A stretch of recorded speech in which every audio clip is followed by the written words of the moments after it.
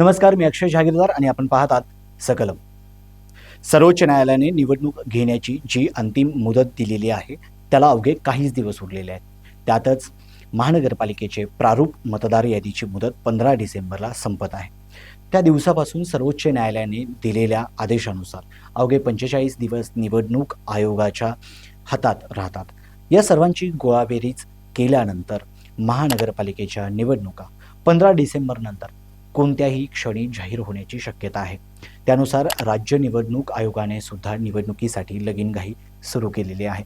महानगरपालिका निवडणुकांच्या पार्श्वभूमीवर प्रशासकीय यंत्रणा देखील आता अलर्ट मोडवर आहे. एकूणच राज्यातील वातावरण निवडणूकमय झालेलं आहे. नगर परिषद आणि नगरपंचायतींच्या निवडणुका पार पडल्या आहेत. त्यामुळं आता महानगरपालिका निवडणुकांसाठी निवडणूक आयोगाच्या हालचालीही गतिमान झालेल्या आहेत. तर दुसरीकडे इच्छुकांची देखील तयारी सुरू झालेली आहे. 15 डिसेंबर नंतर राज्यभरातील निवडणुकांचा कार्यक्रम केव्हाही लागू शकतो अशी अपडेट समोर आलेली आहे. त्यामुळे प्रशासनाची यंत्रणा देखील आता कामाला लागलेली आहे. देशभरात उद्भवलेले कोरोना संकट, त्यानंतर आरक्षणाचा वाद, न्यायालयात गेल्याने महानगरपालिकेच्या निवडणुका गेल्या 7 ते 8 वर्षापासून लांबणीवर पडल्या होत्या. त्यामुळे इच्छुकांचे लक्ष महानगरपालिकेच्या निवडणुका केव्हा होणार याकडे लागून होतं.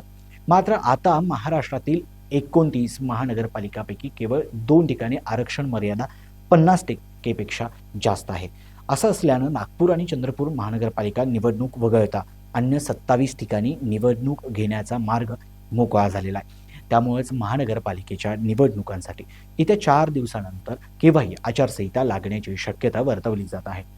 नुकत्याच झालेल्या नगरपरिषदा आणि नगरपंचायतींच्या निवडणुकानंतर महानगरपालिकांच्या निवडणुका लागणार असल्यानं राजकीय पक्षांनी देखील निवडणुकीसाठी कंबर कसलेले आहे. तर नगरसेवक पदासाठी इच्छुकांची देखील शहरात बॅनरबाजी पाहायला मिळत आहे. मुळातच नगरपरिषदा आणि नगरपंचायतींच्या निवडणुकांमध्ये महायुतीला मोठं यश मिळेल असा दावा महायुतीमधील नेत्यांनी केलेला आहे. त्यामुळे याच राजकीय वातावरणाचा फायदा घेण्यासाठी नगरपरिषद आणि नगरपंचायतींच्या निवडणुकानंतर लवकरात लवकर महानगरपालिकांच्या निवडणुका घेण्याची घाई सरकारला देखील आहे. त्यानुसार निवडणुकांचा कार्यक्रम झाल्यानंतर प्रत्यक्ष मतदान आणि निवडणुकांचा कार्यक्रम यामध्ये किमान 45 दिवसांचं अंतर असतं. मात्र एकूणच नगरपरिषद आणि नगरपंचायतींच्या झालेल्या निवडणुकांमध्ये मोठे यश मिळेल याची खात्री महायुतीला असल्याने निवडणुकांचा कार्यक्रम जाहीर झाल्यानंतर प्रत्यक्ष मतदानासाठी केवळ 30 दिवसांचा वेळ असेल अशी माहितीही विश्वसनीय सूत्रांकडून देण्यात आलेली आहे.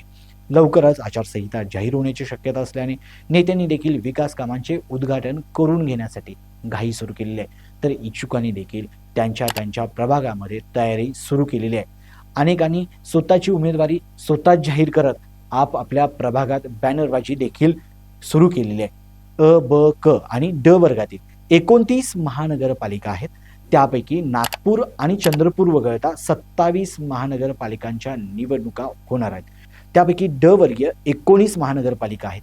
कोल्हापूर महानगरपालिकेचा विचार केल्यास कोल्हापूर महानगरपालिकेची निवडणूक ही पहिल्या टप्प्यात होण्याची शक्यता आहे.